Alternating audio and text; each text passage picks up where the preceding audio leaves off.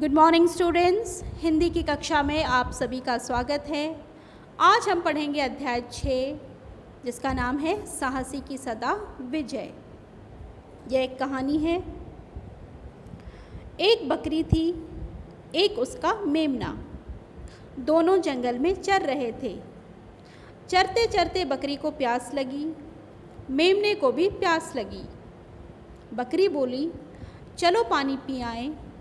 मेमने ने भी कहा, हाँ माँ, चलो पानी पी आएं। पानी पीने के लिए बकरी नदी की ओर चल दी। मेमना भी पानी पीने के लिए नदी की ओर चल पड़ा। दोनों चले, बोलते बतियाते, हंसते गाते, टपक टपक। बातों बातों में बकरी ने मेमने को बताया, साहस से काम लो तो संकट टल जाता है। धैर्य यदि बना रहे तो विपत्ति से बचाव का रास्ता निकल ही आता है। माँ की सीख मेमने ने गांठ बांध ली। दोनों नदी तट पर पहुँचे। वहाँ पहुँचकर बकरी ने नदी को प्रणाम किया, मेमने ने भी नदी को प्रणाम किया। नदी ने दोनों का स्वागत कर उन्हें सूचना दी, भेड़िया आने ही वाला है, पानी पीकर फौरन घर की राह लो। भेड़िया गंदा है, वह मुझ जैसे छोटे जीवों पर रौब छाड़ता है, उन्हें मारकर खा जाता है। वह घमंडी भी है, तुम उसे अपने पास क्यों आने देती हो? पानी पीने से मना क्यों नहीं कर देती? मेमने ने नदी से कहा। नदी मुस्कुराई, बोली, मैं जानती हूँ कि भेड़िया गंदा है। अपने से छोटे जीवों को सताने की उसकी आदत मुझे ज़रा भी पसंद नहीं है, पर क्या करूं? वह जब भी मेरे पास आता है प्यासा होता है। प्यास बुझाना मेरा धर्म है, मैं उसे मना नहीं कर सकती। बकरी को बहुत ज़ोर की प्यास लगी थी, मेमने को भी बहुत ज़ोर की प्यास लगी थी। दोनों नदी पर झुके। नदी का पानी शीतल था, साथ में मीठा भी। बकरी ने खूब पानी पिया, मेमने ने भी खूब पानी पिया। पानी पीकर बकरी ने डकार ली, पानी पीकर मेमने को भी डकार आ गई। डकार से पेट हल्का हुआ तो दोनों फिर नदी पर झुक गए, पानी पीने लगे। नदी उनसे कुछ कहना चाहती थी, मगर दोनों को पानी पीते देख चुप रही। बकरी ने उठकर पानी पिया, मेमने ने भी उठकर पानी पिया।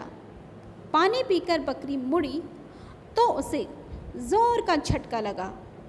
लाल आँखों व राक्षसी डील डॉल वाला भेड़िया सामने खड़ा था। उसके शरीर का रक्त जम सा गया।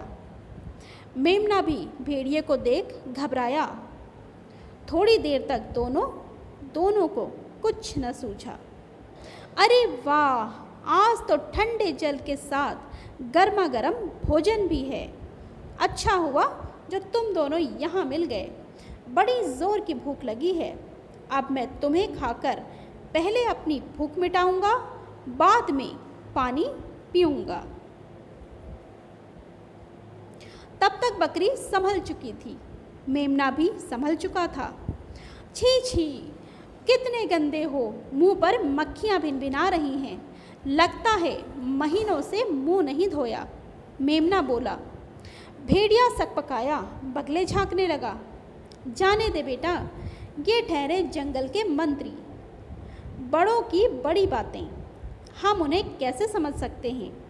हो सकता है भेड़िया दादा ने मुंह न धोने के लिए कसम उठा रखी हो। बकरी ने बात बढ़ाई। क्या बकती है, थोड़ी देर पहले ही तो रेत में रगड़ कर मुँह साफ किया है। भेड़िया गुर्राया। झूठे कहीं के, मुंह धोया होता तो क्या ऐसे ही दिखते? तनिक नदी में झांक कर देखो, असलियत मालूम पड़ जाएगी, हिम्मत बटोर कर मेमने ने कहा। भेड़िया सोचने लगा, बकरी बड़ी है, उसका भरोसा नहीं। यह नन्हा मेमना भला क्या झूठ बोलेगा? रेत से रगड़ा था तो हो भी सकता है वहीं पर गंदी मिट्टी से मुंह सन गया हो। ऐसे भी इन्हें खाऊंगा तो नाहक गंदगी पेट में जाएगी। फिर नदी तक जाकर उसमें झांक कर देखने में कोई हर्ज तो नहीं? ऐसा संभव नहीं कि मैं पानी में झांकूं और ये दोनों भाग जाएं। ओह, भाग कर जाएंगे भी कहाँ, एक झपट्टे में पकड़ लूँगा। देखो, मैं मुंह धोने जा रहा हूँ, भागने की कोशिश मत करना, वरना बुरी मौत मारूंगा। भेड़िया ने धमकी दी। बकरी हाथ जोड़कर कहने लगी, हमारा तो जन्म ही आप जैसों की भूख मिटाने के लिए हुआ है। हमारा शरीर जंगल के मंत्री की भूख मिटाने के काम आए। हमारे लिए इससे ज़्यादा बड़ी बात भला और क्या हो सकती है। आप तसल्ली से मुँह धो लें। यहाँ से 20 कदम आगे नदी का पानी बिल्कुल साफ है, वहाँ जाकर मुँह धोएं। विश्वास न हो तो मैं भी साथ में चलती हूँ। भेड़िए को बात भा गई। वह उस ओर बढ़ा जिधर बकरी ने इशारा किया था। वहाँ पर पानी काफ़ी गहरा था, किनारे चिकने थे। जैसे ही भेड़िया ने अपना चेहरा देखने के लिए नदी में झांका, पीछे से बकरी ने अपनी पूरी ताकत समेटकर जोर का धक्का दिया। भेड़िया अपने भारी भरकम शरीर को संभाल न पाया और धप से नदी में जा गिरा।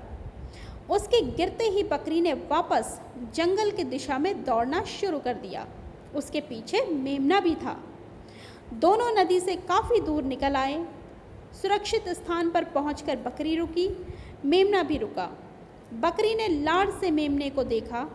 मेमने ने विजेता के से दर्प के साथ अपनी माँ की आंखों में झांका। दोनों के चेहरों से आत्मविश्वास झलक रहा था। बकरी बोली, कुछ समझे? हाँ, समझा। क्या? साहस से काम लो तो खतरा टल जाता है, और धैर्य यदि बना रहे तो विपत्ति से बचने का रास्ता निकल ही आता है। शाबाश, बकरी बोली। इसी के साथ वह हंसने लगी और माँ के साथ साथ मेमना भी हंसने लगा। तो इस कहानी से हमें क्या सीख मिलती है कि विपत्ति में सूझबूझ से काम लेना चाहिए। धन्यवाद।